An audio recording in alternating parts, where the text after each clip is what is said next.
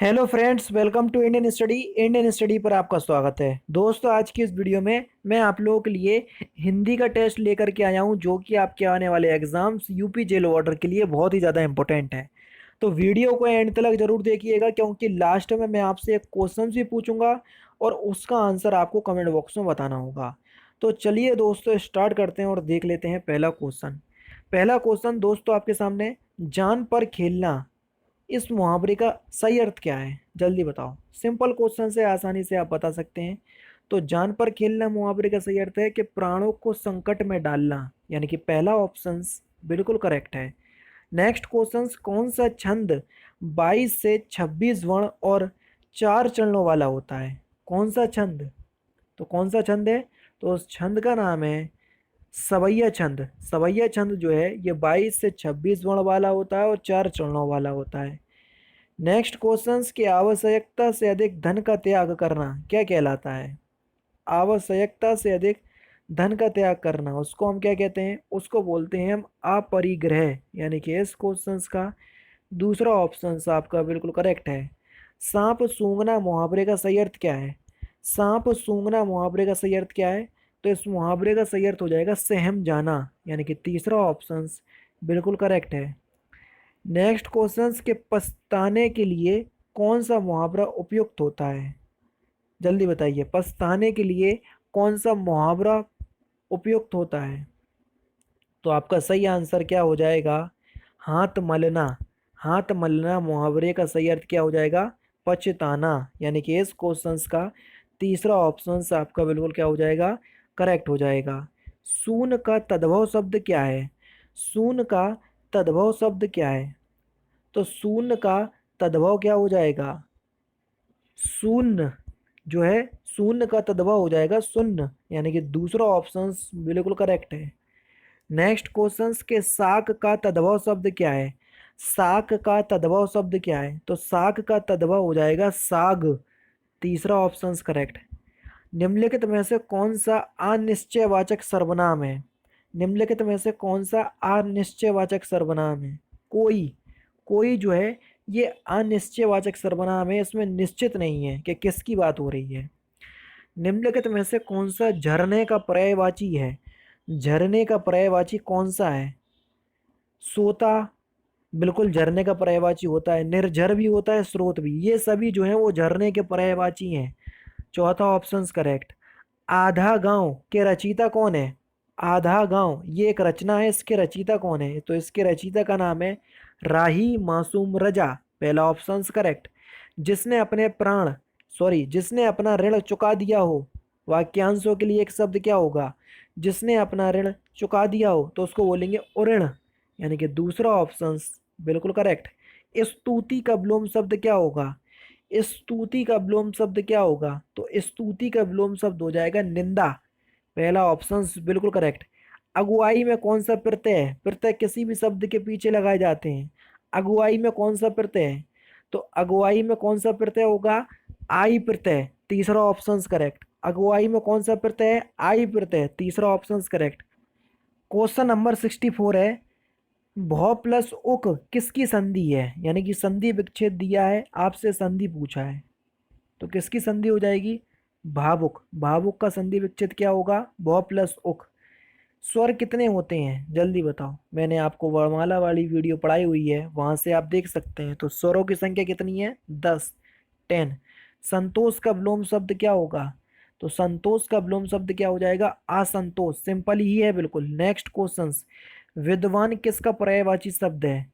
विद्वान किसका पर्यायवाची शब्द है? तो विद्वान जो है ये कोविद का पर्यायवाची शब्द है।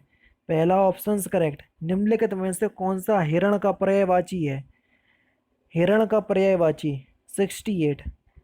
हरिण होता है, कुरंग होता है, सारंग होता है, ये सभी सभी के सभी जो है ये हिरण के पर्यायवाची हैं। पंचरत्न में कौन सा समास है? या समास विग्रह करना है पंचरत्न का, तो पंचरत्न का समास विग्रह क्या हो जाएगा? 5 रत्नों का समूह, उसको बोलेंगे हम पंचरत्न। यानी कि दूसरा ऑप्शन करेक्ट, यहाँ दिग्गु समास होगा। जिस पर विजय पाना कठिन हो, वाक्यांशों के लिए एक शब्द क्या होगा? जिस पर विजय पाना कठिन हो तो उसको हम क्या बोलेंगे? दुर्जय। यानी कि दूसरा ऑप्शन करेक्ट। नेक्स्ट क्वेश्चन, पर आंखें नहीं भरी काव्य संग्रह के रचयिता कौन है? ये काव्य संग्रह है पर आंखें नहीं भरी। इसके रचयिता कौन है? इसके रचयिता है शिव मंगल सिंह सुमन। चोर की दाढ़ी में तिनका, इसका अर्थ क्या है? तो इसका अर्थ क्या हो जाएगा? अपराधी व्यक्ति सदैव सशंकित रहता है। नेक्स्ट क्वेश्चन, निम्नलिखित में से कौन सा वाक्य शुद्ध है? जल्दी बताओ। क्वेश्चन नंबर 73, कौन सा वाक्य शुद्ध है? राम और सीता वन को गए, यानी कि तीसरा ऑप्शन जो है वो आपका बिल्कुल करेक्ट है। मीत का तत्सम क्या होगा? मीत का तत्सम, तो मीत का तत्सम होगा मित्र। तीसरा ऑप्शन करेक्ट। परिणाम में कौन सा उपसर्ग है? उपसर्ग किसी भी शब्द के आगे लगाए जाते हैं, तो प्रणाम में कौन सा उपसर्ग है? परि उपसर्ग। दूसरा ऑप्शन करेक्ट। महाप्लत उत्सव किसका संधि विच्छेद है? महाप्लत उत्सव किसका संधि विच्छेद है? तो ये महोत्सव का संधि विच्छेद है। किसका? महोत्सव का। यानी कि इस क्वेश्चन का तीसरा ऑप्शन करेक्ट हो जाएगा। तो महाप्लत उत्सव किसका संधि विच्छेद है? महोत्सव का। निम्नलिखित में से कौन एक प्रेमचंद्र की कहानी नहीं है? जल्दी बताओ। बड़े भाई साहब ये है, पूस की रात है, ठाकुर का कुआं है, चीफ की दावत ये नहीं है। चौथा ऑप्शन बिल्कुल करेक्ट।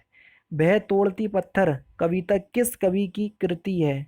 ये जो कविता है ये हाई स्कूल का जो कोर्स है उसमें दी हुई है। तो ये किसकी है? ये सूर्यकांत त्रिपाठी निराला की है। तीसरा ऑप्शन करेक्ट। अकाल और उसके बाद कविता किस कवि की रचना है? तो किसकी रचना है ये? नागार्जुन की रचना है। पहला ही ऑप्शन करेक्ट। नेक्स्ट क्वेश्चन, निम्नलिखित में से कौन एक प्रेमचंद्र की रचना है? जल्दी बताओ। प्रेमचंद्र की कौन सी एक रचना है? तो देखो, निर्मला। निर्मला जो आपको दिख रही है ये एक प्रेमचंद्र की रचना है। चौथा ऑप्शन आपका बिल्कुल करेक्ट। नेक्स्ट क्वेश्चंस के निम्नलिखित में से कौन सी रचना जयशंकर प्रसाद की नहीं है? जल्दी बताओ। निम्नलिखित में से कौन सी रचना जयशंकर प्रसाद की नहीं है? परख। परख जो रचना है ये जयशंकर प्रसाद की नहीं है। चौथा ऑप्शन करेक्ट। कंकाल, तितली, आकाशदीप, कामायनी, ठीक है, ये सभी रचनाएं जो हैं ये जयशंकर प्रसाद की हैं। इंपॉर्टेंट है इसलिए बता रहा हूँ। किसने हिंदी साहित्य इतिहास की प्रतिनिधि रचना नहीं की? किसने हिंदी साहित्य इतिहास की प्रतिनिधि रचना नहीं की? तो सही आंसर हो जाएगा जयशंकर प्रसाद। चौथा ही ऑप्शन करेक्ट है। प्रकृति का सुकुमार कवि किसे कहा जाता है? जल्दी बताओ। सिंपल और इम्पोर्टेंट क्वेश्चंस। प्रकृति का सुकुमार कवि किसे कहा जाता है? तो किसको कहा जाता है? सुमित्रा नंदन पंत को कहा जाता है। पृथ्वी का प्रकृति का, सॉरी मैं पृथ्वी का बोल रहा, सॉरी। प्रकृति का सुकुमार कवि किसे कहा जाता है? सुमित्रा नंदन पंत। याद कर लो। देखो, आगे आपका सू लगा और सुमित्रा नंदन पंत में भी सू लगा, तो इस तरीके से आप याद कर सकते हैं। सिंपल है। Next question. नेक्स्ट क्वेश्चन से आपका सिंहावलोकन किसकी कृति है? जल्दी बताओ। सिंहावलोकन किसकी कृति है? तो ये जो कृति है ये यशपाल की कृति है। किसकी है? यशपाल की। पहला ऑप्शन करेक्ट। क्वेश्चन नंबर 85 है, सब प्राची पश्चिम भू नव अपार, पूछ रहे हैं दिक दिनकद वीरों का हो कैसा बसंत, किसकी रचना का अंश है? अगर आपने यहाँ से पहचान लिया वीरों का कैसा हो बसंत, तो यहाँ से बता सकते हैं। तो सही आंसर हो जाएगा सुभद्रा कुमारी चौहान। तीसरा ऑप्शन बिल्कुल करेक्ट। कस्तूरी कुंडली बसे किस समकालीन महिला रचनाकार की कृति है? कस्तूरी कुंडली बसे किस समकालीन महिला रचनाकार की कृति है? तो ये किसकी कृति है? तो ये है मैत्रेयी पुष्पा की। तीसरा ऑप्शन करेक्ट। और लास्ट क्वेश्चंस के, हिंदी साहित्य या साहित्य अकादमी पुरस्कार प्रत्येक वर्ष कितनी भाषाओं में या कितनी भाषाओं की रचना को प्रदान किए जाते हैं या कितनी भाषाओं में दिए जाते हैं बाद बराबर में? तो आप लोग मुझे कमेंट बॉक्स में बताएंगे कि हिंदी अकादमी साहित्य अकादमी पुरस्कार प्रत्येक वर्ष कितनी भाषाओं में दिए जाते हैं। ठीक है, तो इस क्वेश्चंस का आंसर आप मुझे कमेंट बॉक्स में बताएंगे। तो दोस्तों ये था हिंदी का टेस्ट जिसमें 37 क्वेश्चंस को कवर किया गया है। साथ ही साथ आप बताइएगा इस 37 क्वेश्चंस के टेस्ट में आपके कितने नंबर आ रहे हैं। तो दोस्तों फिलहाल की वीडियो में तो सिर्फ इतना ही। अगर आपको वीडियो पसंद आए तो प्लीज़ दोस्तों वीडियो को लाइक कीजिए, शेयर कीजिए और साथ ही साथ हमारे चैनल को सब्सक्राइब करना ना भूलें, क्योंकि मैं रोजाना इसी तरह की वीडियोस आप लोगों के लिए लाता रहता हूँ। नमस्कार दोस्तों, जय हिंद, जय भारत। और हाँ दोस्तों, इसकी पीडीएफ जो है वो डिस्क्रिप्शन में टेलीग्राम चैनल का लिंक दिया हुआ है, वहाँ से आप प्राप्त कर सकते हैं, है ना। क्योंकि टेलीग्राम पे जितनी वीडियो पीडीएफ है वो टेलीग्राम पे प्रोवाइड करवाता हूँ रात के टाइम।